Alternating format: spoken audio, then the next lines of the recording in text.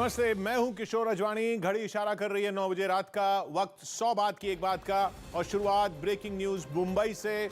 नवाब मलिक को PMLA court ने, PM prevention of money laundering act court ने 3 मार्च तक हिरासत में भेज दिया है। ईडी की हिरासत में भेज दिया गया है। 3 मार्च तक उन्हें ईडी की हिरासत में रहना होगा। 8 दिन की कस्टडी में भेजा गया है नवाब मलिक को। एनसीपी नेता नवाब मलिक, जिनको गिरफ्तार किया गया, फिर नवाब मलिक को रिमांड पर भेज दिया गया है। 3 मार्च तक ईडी कस्टडी में नवाब मलिक रहेंगे। विवेक गुप्ता हमारे साथ जुड़ रहे हैं। विवेक, तो 8 दिन की कस्टडी। बिल्कुल सही कहा किशोर आपने। देखिए, 8 दिन की कस्टडी एनसीपी नेता और महाराष्ट्र विकास अघाड़ी सरकार में कैबिनेट मंत्री हैं नवाब मलिक, उनको अब ईडी की कस्टडी में 8 दिन की कस्टडी में भेजा गया है। हालांकि सरकारी पक्ष ने बड़ी दलीलें दी कोर्ट में कि नवाब मलिक के जो रिश्ते हैं वो अंडरवर्ल्ड लिंक के साथ जोड़े जा रहे हैं, क्योंकि जो आरोप नवाब मलिक के ऊपर किशोर लग रहे हैं वो साफ तौर पर मुंबई के कुर्ला इलाके में एक प्लॉट है, उसकी खरीद फरोख्त में नवाब मलिक ने अंडरवर्ल्ड लिंक के सहारे उस प्लॉट को खरीदने का आरोप नवाब मलिक पर लग रहे हैं।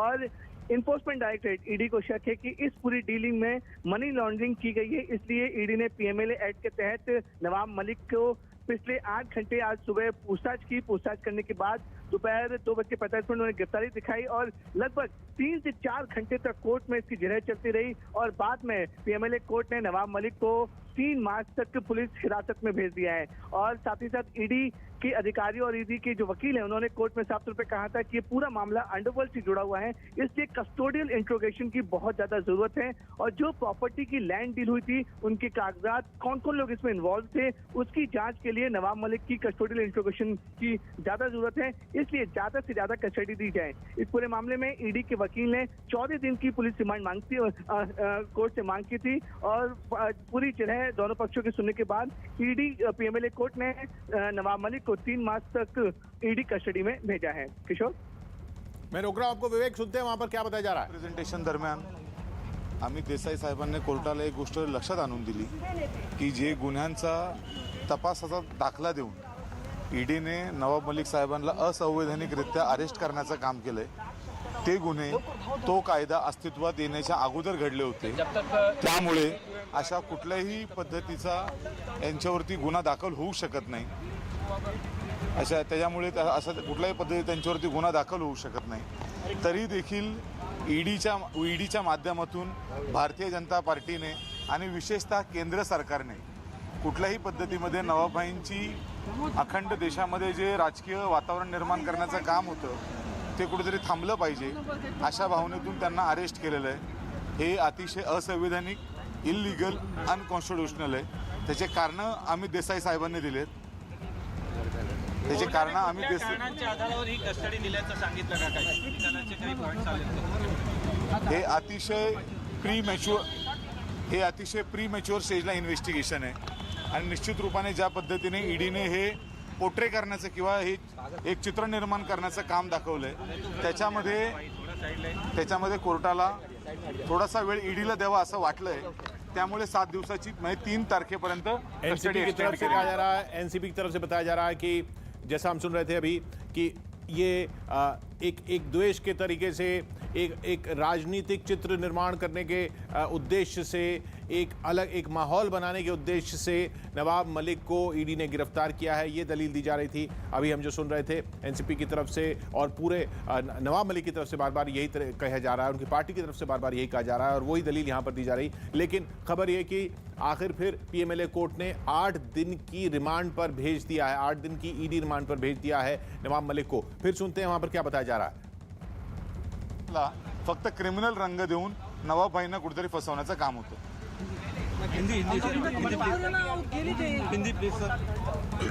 महाराष्ट्र के मंत्री नवाब मलिक साहब का आज रिमांड था। रिमांड के दरमियान सीनियर काउंसिल अमित देसाई साहब ने उनको रिप्रेजेंट किया। रिप्रेजेंटेशन के दरमियान ईडी ने नवाब भाई पे कुछ आरोप लगाने का काम किया।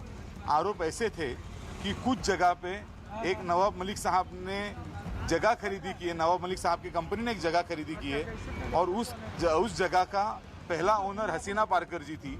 उन्होंने किसी को पावर ऑफ अटर्नी दिए थी और पावर ऑफ अटर्नी देने के बाद में वो नवाब मलिक साहब की कंपनी को बेची गई थी, ऐसा आरोप लगाया। नवाब मलिक साहब का सीधे तरीके से किसी भी रूप में हसीना पारकर या दाऊद कंपनी के साथ में कोई कनेक्शन नहीं है, कोई संपर्क नहीं है और ना ही उनके साथ कोई व्यवहार हुआ है। इस बात का खंडन करते हुए देसाई साहब ने कोर्ट को अपनी बाजू बताई। कितने तारीख तक की रिमांड मिली है? आने वाले 3 मार्च 2022 तक रिमांड दिया गया है, कस्टडी दिया है ईडी का, और उसके बाद में हम अपनी बात रखेंगे। पूर्ण नाव सांगा?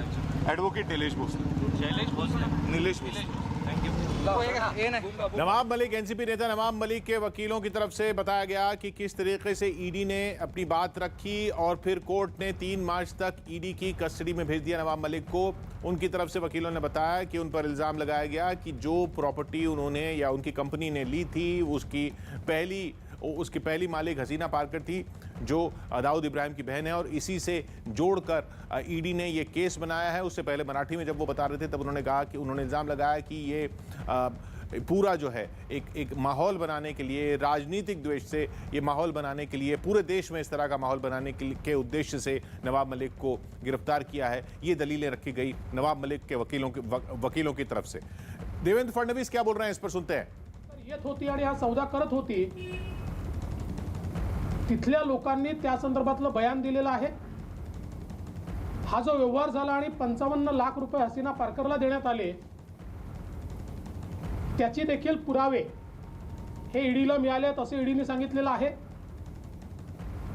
आणि एकूण या सगळ्या व्यवहारामध्ये कशा प्रकारे ही सगळी जमीन अंडरवर्ल्डच्या मदतीनं नवाब मलिकांना मिळाली आणि त्याच वेळी हे सगळे पैसे अंडरवर्ल्डला कसे गेले, यातला मनी लॉन्ड्रिंगचा अँगल जो आहे हा सगळा कॅशमध्ये व्यवहार करून ही हजारो कोटी रुपयाची जमीन ही त्या ठिकाणी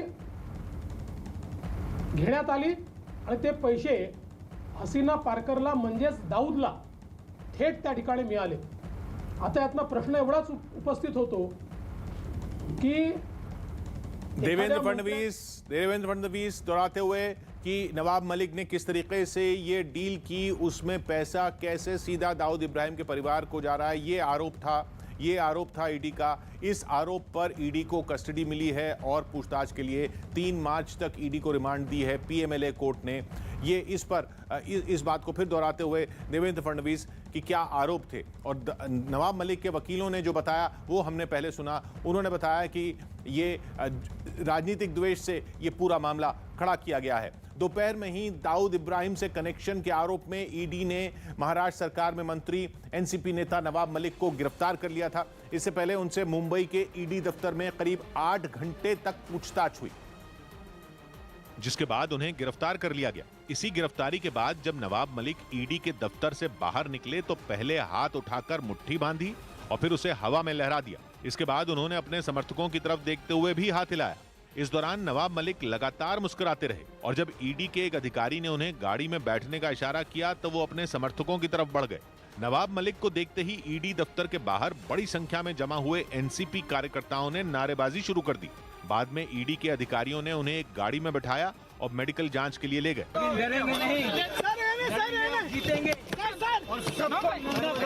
नवाब मलिक को मुंबई के जेजे अस्पताल ले जाया गया, जहां उनकी मेडिकल जांच हुई। लेकिन एनसीपी कार्यकर्ता नवाब मलिक के समर्थन में ईडी के ऑफिस के बाहर ही डटे रहे, जबकि उनकी गिरफ्तारी की खबर पाकर कई दूसरे इलाकों से भी उनके समर्थक वहां आ गए। और देखते ही देखते ईडी दफ्तर के बाहर एनसीपी कार्यकर्ताओं की भीड़ जुट गई। इनमें कई महिला कार्यकर्ता भी शामिल रहीं। पुलिस को ऐसे बवाल की आशंका पहले से थी, तभी उन्होंने ईडी दफ्तर से करीब 200 मीटर की दूरी तक बैरिकेड लगाकर रास्ते रोक दिए। लेकिन एनसीपी का ऑफिस उसी इलाके में होने की वजह से सैकड़ों की संख्या में कार्यकर्ता वहां पहले ही पहुंच गए। जबकि नवाब मलिक की गिरफ्तारी की खबर लगते ही कार्यकर्ताओं की भीड़ और बढ़ गई। इसके बाद उन्होंने वहीं सड़क पर बैठकर नारेबाजी शुरू कर दी। कई घंटों तक ईडी दफ्तर के बाहर एनसीपी कार्यकर्ताओं का हंगामा चलता रहा, जिन्हें बाद में बड़ी मुश्किल से वहां से हटाया गया। लेकिन नवाब मलिक की गिरफ्तारी पर महाराष्ट्र में सियासी भूचाल खड़ा हो गया। बीजेपी और एनसीपी की जबानी जंग के बीच बीजेपी कार्यकर्ताओं ने जश्न मनाना शुरू कर दिया, जिसकी एक तस्वीर आई मुंबई के बोरीवली से, जहां बीजेपी कार्यकर्ताओं ने पटाखे फोड़कर उनकी गिरफ्तारी पर खुशी जताई। यही नहीं, बीजेपी ने नवाब मलिक पर लगे आरोपों को गंभीर बताते हुए उनके इस्तीफे की मांग कर दी। दाऊद के सिंडिकेट के साथ क्या रिश्ते हैं, ये अभी पूरी तरह से उजागर हो जाएगा। लेकिन एनसीपी अध्यक्ष शरद पवार ने नवाब मलिक को बिना किसी सबूत के गिरफ्तार किए जाने का आरोप लगा दिया। जैसा काही ऑफर केलं जातं त्या एजन्सीच्या संबंधी बोलतात त्याला हात साथ देण्याचा प्रयत्न आहे आणि तेच या ठिकाणी घडले। इस पूरे मामले पर शरद पवार के घर पर एक बैठक भी हुई जिसमें ईडी की कार्रवाई का जवाब देने की रणनीति पर मंथन किया गया। सौभाग्य की बात है कि नवाब मलिक को भले ही 3 मार्च तक रिमांड में भेज दिया गया हो, लेकिन उनकी गिरफ्तारी पर मचा सियासी घमासान और बढ़ सकता है। विपक्ष के कई नेता इस मामले में एनसीपी के साथ खड़े दिखाई दिए। खुद बंगाल की मुख्यमंत्री ममता बनर्जी ने शरद पवार को फोन किया और उनसे करीब 10 मिनट तक इस मामले में बात की। उन्होंने शरद पवार से साफ कहा कि नवाब मलिक से इस्तीफा लेने की कोई जरूरत नहीं है। अब ब्रेकिंग न्यूज यूक्रेन पर। यूक्रेन और रूस के संकट में पहली बार यूक्रेन ने बेहद आक्रामक रुख दिखाया। यूक्रेन ने एक तरफ इमरजेंसी लगा दी, दूसरी तरफ रूस में मौजूद अपने नागरिकों को रूस से निकलने को कह दिया। संकेत ऐसे दिए गए जैसे यूक्रेन भी जंग के लिए पूरी तरह तैयार है। साथ ही यूक्रेन के राष्ट्रपति ने बयान भी जारी किया और तनाव के लिए सारा दोष पुतिन पर मढ़ दिया। साफ कहा गया कि पुतिन को कई बार बातचीत का न्योता दिया गया, लेकिन रूस बातचीत के लिए राजी नहीं हुआ। मतलब यह कि दोनों देशों का विवाद जंग की तरफ तेजी से बढ़ता दिख रहा है। दीपक विश्व हमारे साथ जुड़ रहे हैं। दीपक, क्या हो रहा है वहां पर? जी किशोर, देखिए, यूक्रेन की सुरक्षा परिषद ने पूरे देश में राष्ट्रीय आपातकाल की घोषणा करने के प्रस्ताव को पास कर दिया है और वहीं उसके साथ ही यूक्रेन ने अपने नागरिकों से जो रूस में रह रहे हैं उन्हें रूस छोड़कर यूक्रेन आने के लिए कहा गया है। यूक्रेन की सुरक्षा परिषद में 30 दिनों के लिए आपातकाल को मंजूरी देती है, जिसे आगे भी बढ़ाया जा सकता है। ऐसा रूस के साथ पूरी तरह से युद्ध का खतरा सामने आ जाने पर किया गया है। वहीं जानकारी मिली है कि कीव स्थित रूसी दूतावास लगभग पूरी तरह से खाली होने वाला है। रूसी राजनयिक अपना सामान लेकर रूस लौट रहे हैं। अमेरिका, ब्रिटेन, जर्मनी, फ्रांस और जापान समेत दुनिया की कई बड़ी ताकतें आर्थिक प्रतिबंध लगा चुकी हैं, लेकिन रूस पर किसी भी तरह का दबाव काम नहीं कर रहा। अमेरिका रोज नई धमकी दे रहा है। प्रतिबंध लगाने के साथ ये दावा भी कर रहा है कि रूस को बहुत बुरे नतीजे भुगतने पड़ेंगे, लेकिन ना तो पुतिन के इरादे कमजोर पड़ रहे हैं, न ही रूस की फौज के कदम पीछे हट रहे हैं। हर तरफ से बढ़ रहे दबाव के बावजूद रूस अपने पहले से बताए गए एजेंडे पर आगे बढ़ रहा है। रूस की फौज यूक्रेन की सीमा पर डटी और हमला करने के लिए पूरी तरह तैयार है। पुतिन को इतनी हिम्मत आखिर कहां से मिल रही है जिसके दम पर वो दुनिया की महाशक्तियों के आगे भी झुकने को तैयार नहीं? इसका जवाब है रूस की अर्थव्यवस्था, मतलब पैसे का खेल। पैसे का खेल ऐसा है कि रूस को जितनी जरूरत दुनिया की है, दुनिया को उससे ज्यादा जरूरत रूस की है। मतलब अगर रूस से रिश्ते तोड़ दिए गए तो दुनिया के कई मुल्कों में खाने के लाले पड़ जाएंगे। टेंशन का माहौल बना हुआ है इस वक्त यूक्रेन में। ये पूर्वी यूरोप का हिस्सा है और यूरोपियन यूनियन रूस से रिश्ते खत्म करने की बात कर रहा है। यूरोपियन यूनियन मतलब यूरोप के सारे देशों का संगठन। उन्होंने भी अमेरिका का साथ देने का ऐलान किया है और कहा है कि वो भी रूस पर प्रतिबंध लगा देंगे। लेकिन सच्चाई तो यह है कि यूरोप में 40% नेचुरल गैस की सप्लाई रूस से होती है। यूरोप में लोगों के लिए गैस बहुत जरूरी है, पेट्रोल से भी जरूरी। बहुत सारे उद्योग वहां पर गैस से ही चलते हैं। असल में यूरोप में ठंड बहुत पड़ती है। वहां ठंड में घरों को गर्म रखना जरूरी हो जाता है। इसके लिए जो हीटर लगते हैं वो गैस से चलते हैं। वहां गैस का इस्तेमाल बिजली से भी कई गुना ज्यादा होता है। मतलब यह कि गैस के बिना गुजारा यूरोप के देशों के लिए मुमकिन ही नहीं। ऊपर से कच्चा तेल, यूरोप में कच्चे तेल की जितनी खपत है उसका 1/4 मतलब 25% हिस्सा रूस से आता है। रूस कच्चा तेल निकालने वाले दुनिया के सबसे बड़े मुल्कों में शामिल है और अगर रूस से कच्चा तेल या नेचुरल गैस की सप्लाई यूरोप में पहुंचनी बंद हुई तो कई मुल्कों में न तो लोगों को पेट्रोल मिलेगा, न ही नेचुरल गैस। मतलब लोगों का जीना मुश्किल हो जाएगा। यह तो बात केवल यूरोप की है जो कच्चे तेल और गैस की जरूरतों के लिए रूस पर एक तरह से पूरी तरह निर्भर है। इसीलिए यूरोपियन यूनियन ने जब रूस पर प्रतिबंध लगाने का ऐलान किया तो कुछ बैंकों और कुछ कंपनियों का जिक्र तो किया, लेकिन यह बिल्कुल नहीं कहा कि कच्चे तेल और गैस की सप्लाई भी बंद की जाएगी। दूसरी तरफ ऐसे बहुत सारे मुल्क हैं जहां रूस पर प्रतिबंध लगते ही भुखमरी की नौबत आ सकती है। क्योंकि रूस केवल कच्चे तेल का ही उत्पादन नहीं करता, बल्कि अनाज एक्सपोर्ट करने में भी रूस काफी आगे है। दुनिया भर में जितना भी गेहूं एक्सपोर्ट होता है उसका 25% अकेला रूस ही करता है। मिस्र और तुर्की तो पेट भरने के लिए रूस से आने वाले गेहूं पर निर्भर हैं। बहरीन, इराक, कतर, सऊदी अरब और यूएई जैसे पश्चिम एशिया के कई बड़े देशों में गेहूं रूस से पहुंचता है। अफ्रीका के भी बहुत सारे देश ऐसे हैं जिन्हें रूस से ही गेहूं मिलता है। यही वजह है कि पुतिन का गेम प्लान समझने के लिए पैसे का खेल समझना जरूरी है। अगर दुनिया ने पुतिन से रिश्ता तोड़ लिया तो इतने सारे मुल्कों में अनाज की किल्लत पैदा हो जाएगी, कीमतें आसमान छूने लगेंगी, लोगों के भूख से मरने की नौबत आ जाएगी, जिसमें रूस से ज्यादा नुकसान बाकी दुनिया का होगा। लेकिन ये तो बात हुई रूस पर निर्भर होने की, मतलब ये कि यूरोप गैस और कच्चे तेल के लिए रूस पर निर्भर है। बहुत सारे मुल्क गेहूं के लिए रूस पर निर्भर है। लेकिन पैसे का खेल तो इससे आगे है। ऐसा खेल जिसमें पुतिन को मात देना मुश्किल ही नहीं, नामुमकिन दिखने लगा।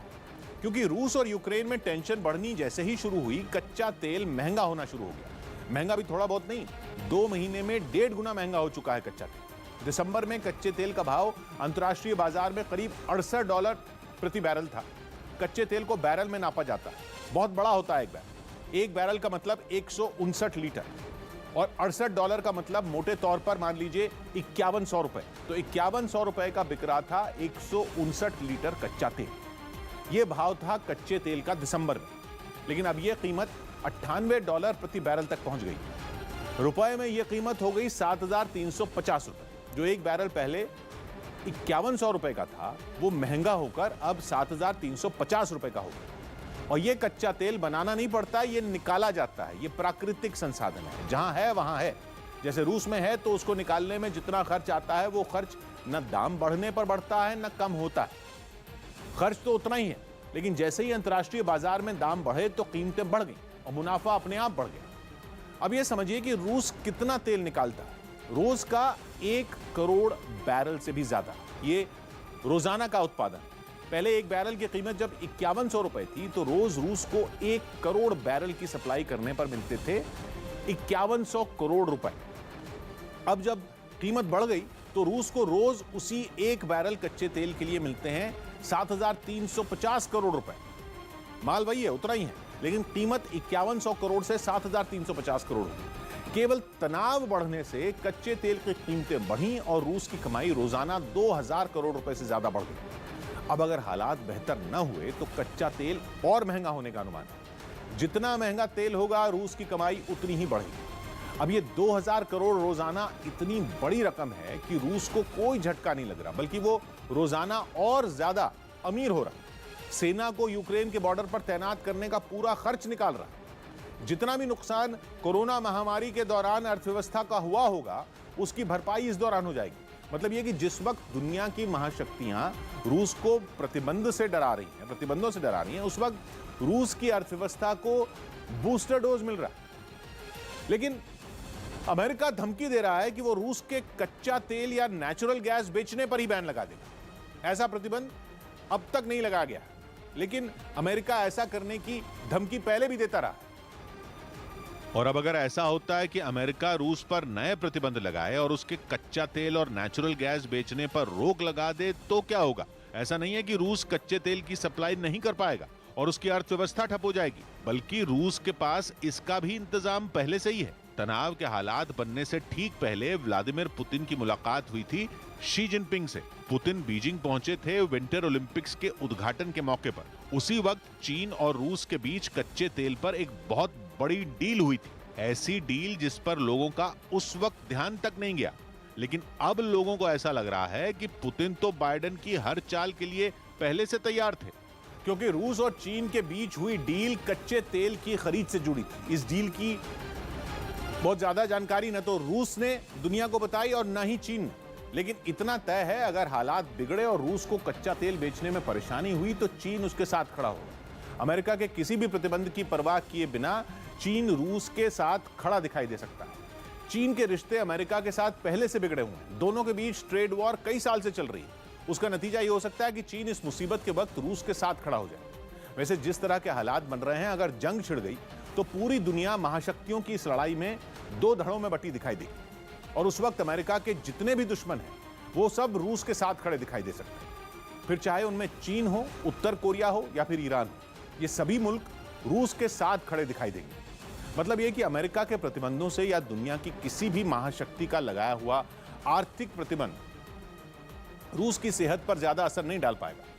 यही बात व्लादिमीर पुतिन ने अपने एक बयान में भी कही थी कि रूस किसी प्रतिबंध के आगे नहीं झुकेगा, लेकिन अगर तनाव यूं ही बढ़ता रहा तो उन देशों को तकलीफ होनी शुरू हो जाएगी जो कच्चा तेल इंपोर्ट करते हैं, क्योंकि महंगे तेल का असर पूरी दुनिया की अर्थव्यवस्था पर होगा। कोरोना महामारी की मार से उबरने की कोशिश कर रहे देशों को नया झटका लग जाएगा। पूरी दुनिया में महंगाई बढ़ जाएगी। मतलब यह कि जितना असर प्रतिबंध लगने का रूस पर नहीं होगा, उससे कहीं ज्यादा आर्थिक मार बाकी दुनिया महसूस करेगी। इसीलिए ऐसे हालात में अमेरिका पर भी झुकने का दबाव बढ़ेगा। सौ बात की एक बात यह कि दुनिया भर में अब चीन और रूस के बीच कच्चे तेल से जुड़ी डील की चर्चा है, जिसके मुताबिक चीन अगले 10 साल में 10 करोड़ टन कच्चा तेल रूस से खरीदेगा। ये कच्चा तेल रूस से कजाकिस्तान के रास्ते चीन भेजे जाने पर सहमति बनी है, लेकिन भविष्य में एक पाइपलाइन बनाने की भी योजना है जो रूस से सीधा चीन पहुंचेगी। यूक्रेन संकट में जंग की नौबत आने से ठीक पहले हुई ये डील पुतिन के मास्टर स्ट्रोक की तरह देखी जा रही है। चीन और रूस की ये दोस्ती अमेरिका के सारे समीकरण बिगाड़ सकती। अमेरिका में हुए हेलीकॉप्टर हादसे में खिलाड़ी बाल बाल बच गए। अमेरिका के यूटा में बर्फबारी के बीच सेना के 2 हेलीकॉप्टर क्रैश हो गए। इसी जगह पर स्कीइंग भी होती है, जिसके लिए वहां कई खिलाड़ी जुटे थे। हालांकि राहत की बात यह रही कि इन हादसों में कोई घायल नहीं हुआ। पाकिस्तान के पूर्व गृह मंत्री रहमान मलिक का कोरोना की वजह से इस्लामाबाद में निधन हो गया। वो 70 साल के थे। टीम इंडिया और श्रीलंका के बीच शाम 7 बजे से लखनऊ में T20 सीरीज की शुरुआत होगी। हालांकि इस सीरीज से पहले ही भारत को 2 झटके भी लगे। सूर्य कुमार यादव और दीपक चाहर फिट नहीं होने की वजह से पूरी सीरीज से बाहर हो गए। मध्य प्रदेश में एक संत के ज्योतिरादित्य सिंधिया पर की गई भविष्यवाणी पर घमासान मच गया। एक दिन पहले सिंधिया ग्वालियर के एक कार्यक्रम में पहुंचे थे, जहां जैन मुनि विजयेश सागर ने उनके मुख्यमंत्री बनने की संभावना जताई। हमारे सिंधिया जी अभी आप देखना कुछ दिन बाद यहाँ के सीएम के रूप में देख सकते हैं। जैन मुनि के इस बयान के बाद कार्यक्रम में बैठे सिंधिया के समर्थकों ने खुशी जताई, लेकिन कांग्रेस ने इस बहाने मुख्यमंत्री शिवराज सिंह चौहान पर तंज कस दिया। बार बार नया मुख्यमंत्री आने की जो खबरें आती है, इसका मतलब है कि आज का मौजूदा मुख्यमंत्री है वो कमजोर है। उत्तर प्रदेश के हरदोई में चुनाव प्रचार के दौरान प्रियंका गांधी के सामने बीजेपी समर्थकों में जय श्री राम के नारे लगाए। वो एक दिन पहले वहां एक रैली के लिए पहुंची थी और जब उनका काफिला रोड शो करते हुए जनसभा के लिए तय जगह की ओर निकला तो रास्ते में उनका सामना योगी आदित्यनाथ की रैली से लौट रहे बीजेपी समर्थकों से हो गया, जिन्हें देखकर अपनी गाड़ी की छत पर बैठी प्रियंका ने दोनों हाथ जोड़कर उनका अभिवादन किया। इस दौरान बीजेपी समर्थकों ने जय श्री राम के नारे लगाने शुरू कर दिए।